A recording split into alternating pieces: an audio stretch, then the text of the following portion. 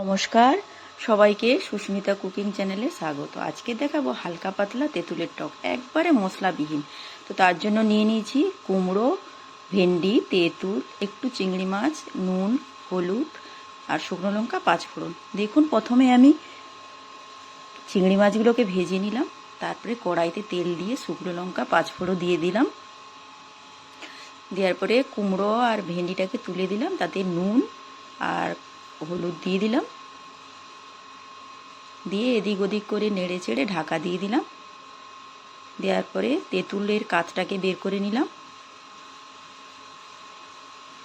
দিয়ে দেখুন কুমড়ো ভেন্ডিটা ভাজা হয়ে গেছে ভালো করে। এবার তেঁতুলের যে জলটা ওটা দিয়ে দিলাম এবং যতটা পরিমাণ জল লাগে ওটা দিয়ে দিলাম।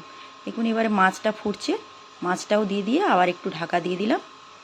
এবার খুন্তি দিয়ে দেখে নিলাম কুমড়ো আর ভেন্ডিটা সেদ্ধ হয়েছে কিনা। দিয়ে স্বাদ মতো চিনি দিয়ে দিলাম, যে যেরকম খেতে পারে সেই অনুযায়ী চিনি দেবেন।